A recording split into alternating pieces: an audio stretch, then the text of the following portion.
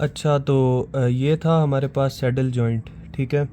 तो ये हमारे पास स्टर्नोक्लेविकुलर जो हमारे पास जॉइंट था, एक उसमें था हमारे पास ये सैडल जॉइंट, और दूसरा carpometacarpal joint of the thumb उसमें था।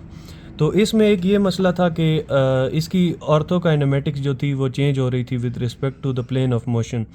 तो उसमें अब सबसे पहले ये चीज़ क्लियर करें कि एक ये होता सैडल की तरह। सैडल जो हॉर्स के ऊपर जो बैठने के लिए हम एक लगाते हैं बैक पर, राइडर्स जो यूज़ करते हैं उसे कहते हैं हम।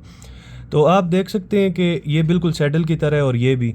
तो इसमें एक बात की गई है कि एक ही जॉइंट सरफेस में कन्वेक्स और कनकेव दोनों होते हैं सरफेसेस। तो ये चीज़ थोड़ी कंफ्यूजिंग थी कि कन्वेक्स और कनकेव होंगे तो जाहिर सी बात है एक मूवमेंट में दोनों जॉइंट साइड पे मूवमेंट होगी।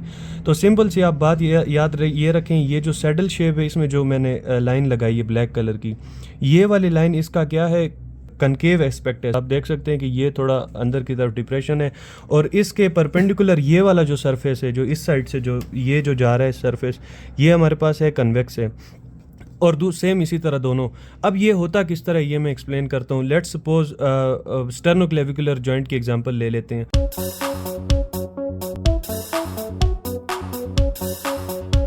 तो आप देख सकते हैं कि जब ये हमारे पास है मेनेब्रम का आ गया, ठीक है, जिसकी ओरिएंटेशन इस तरह होती है, और ये क्लेविकल का मीडियन लैंड आ गया। तो मेनेब्रम का जो हमारे पास कनकेव सरफेस होता है, सॉरी, वो वर्टिकली होता है। और अब मैं अगर इनके दोनों को, ये दोनों जो है हमारे पास कन्वेक्स सरफेसेस हैं, इन्हें लगाऊंगा, ये नहीं लगेगा, ठीक है। तो ये हमारे पास मेनेब्रम का आ गया कनकेव सरफेस। अब इसका ये वाला जो है, ये इस साइड पे, ये इसका है कन्वेक्स सरफेस है। तो इस तरह इसकी जॉइंट की ये हमारे पास सैडल जॉइंट बनता है। तो जब हम मूवमेंट करते हैं इसकी कोरोनल प्लेन में, लाइक हम एलिवेशन करते हैं, डिप्रेशन करते हैं क्लेविकल की, तो इसमें कौन सा ऑर्थोकाइनेमेटिक्स में कौन सा रूल अप्लाई होगा। इसमें देखें, मेनेब्रम का हमारे पास एक कनकेव सरफेस है और इसका ये कन्वेक्स सरफेस है, क्योंकि कनकेव सरफेस की ओरिएंटेशन मैंने चेंज कर दी है। इसी तरह होता है ये जॉइंट।